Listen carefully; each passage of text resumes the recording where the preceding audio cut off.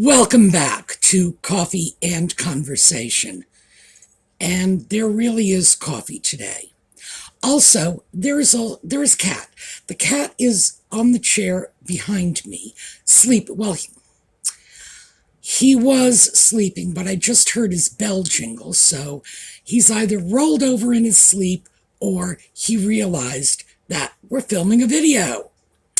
Now, for all of those wonderful people who said it wasn't right of me to deprive a poor little kitty of his blanket, can you see on top of the chair? That is another blanket, and that's his. There's a blanket on the sofa, and there is a down comforter that's his on the bed. In fact, I have it all folded up at the foot of the bed. My bed is an interesting sight these days, with this giant folded up comforter and 2 down pillows. Those are all Audie's. So yeah, he's just playing you. Sympathy is his secret weapon. You know, I'm a poor little cat and she's stealing my blankets.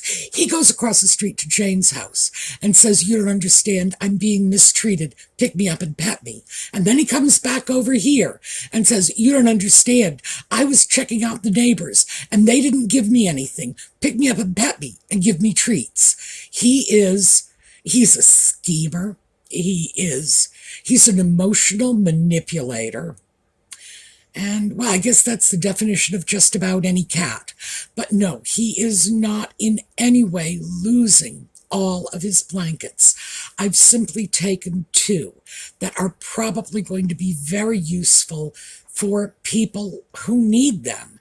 And it's getting cold, so he can deal with the blankets and the pillows and the comforters. Oh, and I did buy him a new one.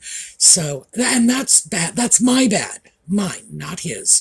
And it has this faux sheepskin lining so he can dig his little cat claws into it. So yes, Audie is going to be fine. He is so far from being deprived. It's no joke. This cat is spoiled rotten.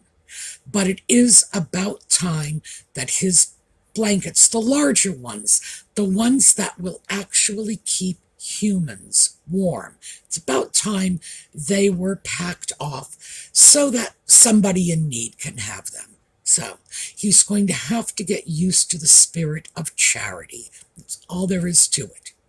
And it's not like I'm asking him to give up his cat treats or the little pieces of tinfoil that I scrunch up into balls for him. He gets to keep those.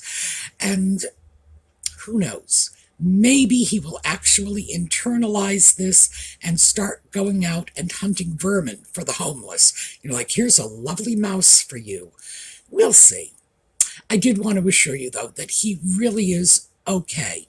It's just time that those blankets moved on. So, when we come back,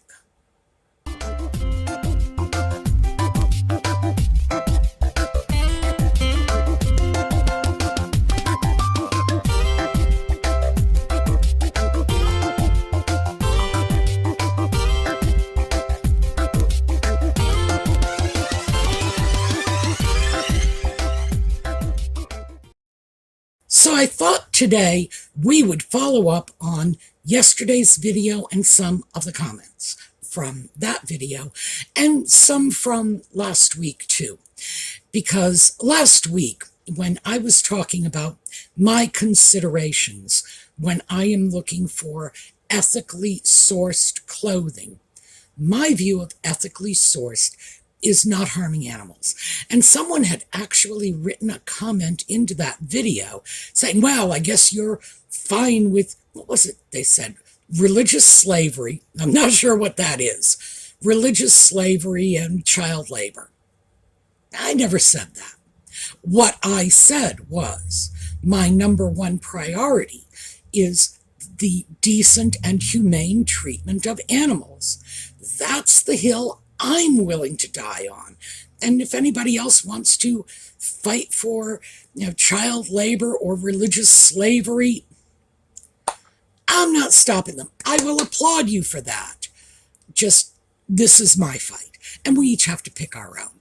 So I did want to address that because I certainly do not believe I said anything in that video to give anyone the impression that I am pro child labor. I am not. Or that I am pro religious slavery, and I don't even know what that is. Yeah, just to be perfectly frank with you, my view of religious slavery is in the past, historically speaking, of course. I mean, we're going deep into history. There were forced conversions. So that's kind of my view of religious slavery. I have no idea what this person was referring to, but I stay out of religion, so I can assure you that is not going to be the hill that I am willing to die on. But, when it comes to our little four-legged friends, my view is they are not able to defend themselves, and we therefore have an obligation, if we are going to use them to enrich ourselves from what they have to offer. We have to do it humanely. I'm not a vegetarian, although, frankly, I don't eat much in the way of meat products. I do eat fish. So I can't climb up on a high horse and say, well, you mustn't kill animals. I'm not going to do that. But I do maintain that there are humane ways to slaughter animals, and certainly there are humane ways to shear sheep.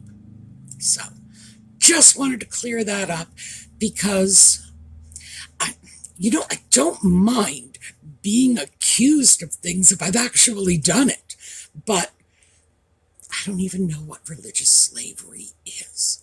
Don't know. No idea what this person was referring to, and no idea what religious slavery might have to do with the shearing of sheep. So, there you go. Clear that one up. Let's get on to the more constructive comments. A couple of people wrote in about aspirational collecting, and I thought that would be a great place to start. Now, we all have a fantasy self, an aspirational self. It's the same thing, just different terms. Who we think we are, what we believe we are going to do. And I would have to say, if there is a difference at all, it is that our aspirational self is the person we are actively trying to become, whereas our fantasy self, maybe we're not really trying all that hard. That's a little more ethereal.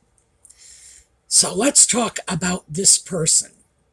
For me, because, I'm always my channel guinea pig. For me, my aspirational self is the person, the physical body I used to occupy when I was in my 20s or 30s. And what can I say? I would have to call it an aspirational self because I actively seek to get exercise and lose weight and things like that. But am I ever seriously going to get back to the person I was then? Now, that's when it starts tripping over the fantasy self. We've all got one of these. And one of the big rules of shopping is never buy clothing or anything else for your fantasy or aspirational self. And I'm just going to use fantasy self because, as I say, they mean basically the same thing, but I have explained the very slight difference. A lot of us do that. We go out, we see something, we are a size 14, that dress is a size 10, but we are just certain that we're going to diet our way into it in the next 3 months. Huge mistake. First of all, we don't know what's going to happen in the next 3 months. No idea. There could be a whole host of things out of your control. You could fall down the stairs and break your leg. And if you are spending the next 3 months sitting on the sofa, well, I think your weight loss plans might be flushed down the toilet when that happens. But a lot of us have closets full of our clothing for our fantasy self, the wrong size, or a style that is never going to be a part of our lives. We go out, we see this gorgeous, spangled disco dress, and well, nobody's going to discos anymore, are they? I don't even think there are discos anymore. But if this is not what we are doing on, Saturday night when the fever hits, if we're not doing it now, it's not likely that buying that dress is going to make us do it. So what we're going to have is a spangly dress in the back of our closet for a person we like to believe we are, but we really aren't. I had to come to terms with that when I started cleaning out my closet. So many things I had to pull out that were part of my former life. And I have to say, keeping them actually rose to the level of fantasy self. A lot of these things simply no longer fit me. That definitely threw them into the realm of fantasy self. A lot of them were far more appropriate for a much younger woman. Again, fantasy self. And I had to deal with that. I still have a couple of pieces in my closet that are leftovers from that earlier period in my life that I'm just reluctant to get rid of. I will get rid of them eventually, but for the moment, they're not taking up much space. 2 coat hangers, that's it. And they're in the back of the closet. So what can I say? That will happen because I'm thinking about that more and more lately. So we have this in other ways too. If you don't have big, fabulous dinner parties, why do you keep a massive set of expensive china? Oh, I'm totally guilty of that. I do keep a massive set of china. It's rose medallion. It's gorgeous. It's all either vintage or antique. I don't think I have a single piece in that set under 50 years old. It's beautiful. Am I having big dinner parties? No. Do I have some fantasy that one of these days I'm going to start doing that again? Yes. So, I don't know. Maybe that should be the next thing I look at. Getting rid of that. And just for the record, one of the reasons I won't get rid of that easily is because I also have the silver that goes along with it. And that has been in my family for either 4 or 5 generations. So that is something that I may have it buried with me, but it's something that I'm not going to get rid of easily because of the sentiment. So I don't know. That's a bridge I will have to jump off when I come to it. So we have this in all aspects of our lives, the points at which we are just not being realistic. We are not looking at who we are, the circumstances we are in now, and the relative likelihood that we are ever going to be, in a Manhattan penthouse, needing all of this, elegant furniture, or that someone is just going to tap us on the shoulder one day when we're shopping at the Piggly Wiggly and say, I think you'll be the next new L'Oreal model, and we'll need all those high heels. We should look at that more closely. Now, the comments that were left on the video tended to be more along the lines of things like, the craft projects, things like that, that we keep around our house on the theory that we are eventually going to take up embroidery. We are eventually going to learn how to knit. We are eventually going to put together 117 jigsaw puzzles. Now here's the thing. Maybe some of us actually are going to do some of these things. Maybe we used to do what we got out of it. We're sure we'll get back into it. Most of us know we're not. It's just, we are kidding ourselves, and we are cluttering our lives with a whole bunch of stuff. And it's not just the stuff. The stuff is the tangible instantiation of it. The real problem is the guilt and the feelings of failure that come to us when we look at this stuff and say, I'm never going to fit into that dress. I'm never going to be a size 6 again. It's never going to work for me. I am such a failure. Look at me. I'm a fat slob and I'm not fitting into the dress. And then that is the real baggage. That is the garbage. And frankly, in my opinion, that is probably the very best reason to get rid of that dress, because just seeing it in the closet makes us feel like we're not being everything we could be, doing everything we could do, that our dreams have slipped through our finger and our lives are worthless now. Oh yeah, might as well just go out in the back and shoot ourselves. No.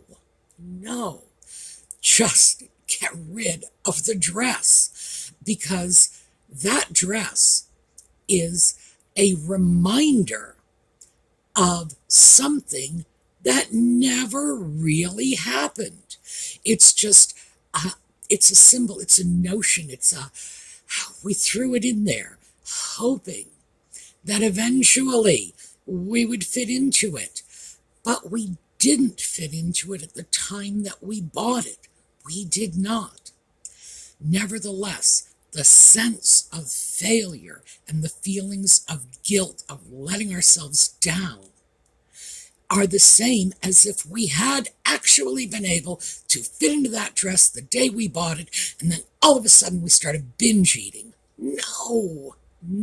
So we need to look at weeding that aspirational or fantasy self out of our lives, out of our closets, out of our craft rooms, out of our bedrooms, out of our living rooms, and mostly out of our heads, because these are fantasies that we have set up for ourselves. And the more time we spend looking at that stuff and bemoaning the fact that that's not part of our lives, the dress is still in the closet, that counted cross-stitch piece is still in the original package. So, yeah, we are setting ourselves up for failure. Actually, come to think of it, we're setting ourselves up for something worse than failure, because, we're setting ourselves up for something that never did happen and probably was never a realistic goal in the first place. So I wanted to throw that out, mostly because it's very easy to see the damage that things like this can do over time. And it's especially as you get older and your life changes. And it's not always pleasant. I'm going to put my coffee down. It's not always pleasant to accept the fact that things are changing. We are in different circumstances. Our options are different. I'm not going to say worse. To be perfectly honest with you, I'm 69. I will be 70 next year. And I am having the time of my life. I am probably, 20, 30, 40 times happier than I was when I was younger. am plugged into that whole rat race mentality when everything, every image I got, every picture I saw, every word I heard was designed to force me into doing what society wanted and expected me to do without any regard to me or what I wanted. Just I used to feel like I was a square peg being slammed into a round hole all the time. The great thing about getting older is you are liberated from that. Society does not have very much in the way of expectations for you once you are over 50. We just say, oh, there's an old person. They're going to be cranky and irascible, so leave them alone. I love it. So is this really a question of I have given up my fantasies, my dreams, my aspirations? No, it's just that they're different. And they're not quite so much tied up in material things. So I'm just looking to be happy and contented. That's all. I am no longer looking to, hit that supervisory position by the time I'm 30 and blah, blah, blah, blah, blah. No, no. I'm no longer measuring my worth by the success or failures of my last dinner party.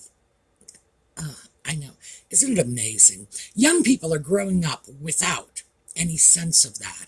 Whereas in my generation, that was actually a thing. Throwing the right dinner party. Your party had to be a success. Everybody had to be talking about it for days afterward. And everybody had to really want to be on the invitation list for the next one. Gosh. I look back on it and I just want to laugh. And remember, I am the same generation that was out in the streets protesting the war. What happened to us? But that, I think, is something we need to actively address.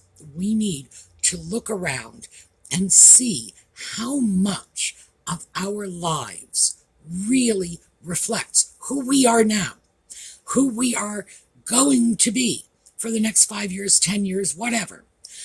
What are the things in our lives that are consistent with who we really are, instead of what are the things in our lives that are consistent with who we secretly would like to see ourselves as. Well, I got news for all of you.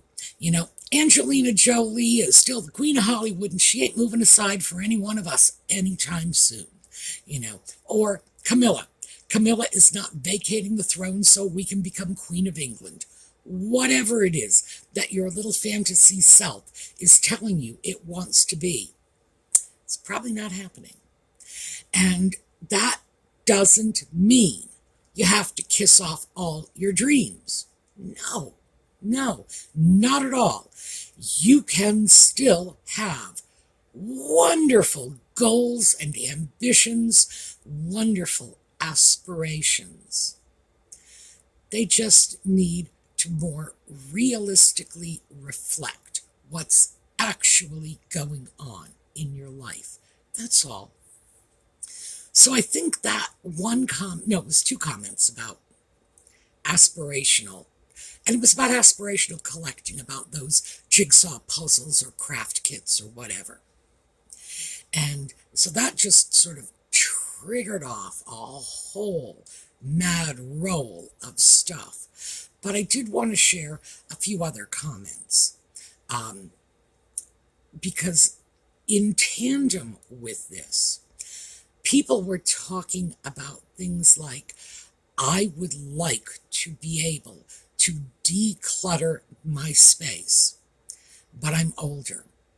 I have disabilities. I have health considerations that are standing in my way.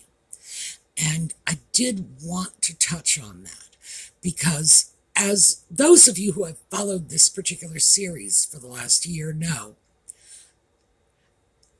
what little I have accomplished has been accomplished over the long haul.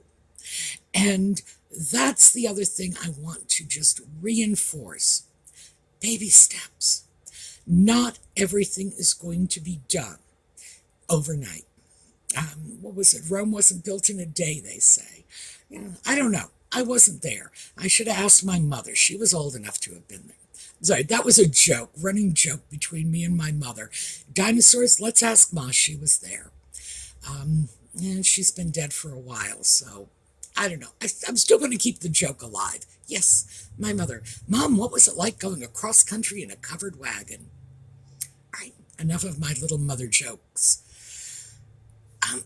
What we need to keep in mind is that everything starts with the first effort. Everything starts somewhere. I would suggest, frankly, that if you are having difficulty getting a handle on organizing, pick little teeny weeny projects. That's what I did. I started off with, in my bedroom, which is a small room, relatively speaking. I started off with clothing and shoes, and I think shoes started first, then clothing, because I wanted to start with something manageable. And from there, it went to the organization of the closets and the organization of the shoe rack, the organization of the dresser, the organization of all of the clothing, removing the things I wasn't wearing, etc., etc. It just naturally flowed into larger organizational projects. And the reason I did that, rather than starting in the kitchen or the living room, even though, to be honest, the kitchen probably needs it more than any other room in the house, because the kitchen is not really a discrete space. When I start dealing with stuff that's in the kitchen, a lot of that stuff really belongs in other rooms, and I didn't want to get myself into a project that was going to mutate outward, in a geometric progression. No. Small projects. Get a few successes under my belt and then move forward. That is how I would suggest you do it, because no matter what your circumstances are, and I mean no matter what, if you are in an iron lung, oh, God forbid you are, but if you are, you can organize your smartphone or your computer files. You can always get started with something, and just take some small challenge. Small. And by the way, if that challenge just turns out not to be successful, don't beat yourself up. Let's try again later. The timing might not be right. Your head may not be in the best spot to take this on right now. Maybe next week or next month will be better. But just continue to move in that direction. That's all. And eventually it will all get done. It's nothing that should be that stressful for you. If cleaning and organizing is creating a sense of failure because you haven't done it all and you haven't done it quickly enough, then this is probably adding bad stuff into your life rather than good stuff. And the whole point of this is to add good stuff. The enjoyment of a cleaner, more organized space. So if you're feeling bad because you haven't accomplished everything all at once, don't. You just need to scale back on your ambitions a little.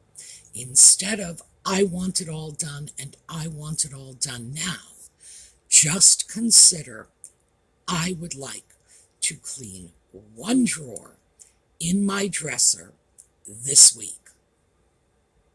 You have plenty of time. and then just open that drawer and start to organize it. Once you have one drawer organized, you're just, oh boy, you're just going to be champing at the bit to get that next drawer organized. And that will lead to organizing the closet, the shoes, the clothes, whatever. Eventually, this is what I tell myself, you will migrate into the living room because you will have run out of stuff to clean in the bedroom, and then forward into the kitchen, etc., etc. But while you're doing this, what you should be very, very mindful of is your fantasy self.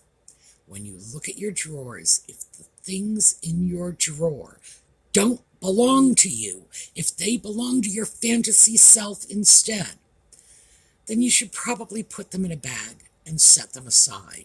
That's the first baby step in decluttering your fantasy self. Set it aside. And then when you've had a chance to think about it, and you've had a chance to look at how realistic or unrealistic this fantasy picture you have is, you'll know what to do. So, that's what I have for you today. Again, more of a sort of continuation of the previous ramble. Audie has not made an appearance, which kind of surprised me, but we're not going to look at a video of him on the way out. I showed a video yesterday of Audie because I was so sure he was going to be on camera, and he decided that he was not, just to prove me wrong, because he is a very stubborn little cat. So I think maybe today we're going to take a look at other people's little guys. So that's coming up, and we will see you all either this evening, and that's 8 o'clock New York City time for Just Chatting, or we'll get back together next weekend, whichever you prefer. In the meantime, have a terrific day.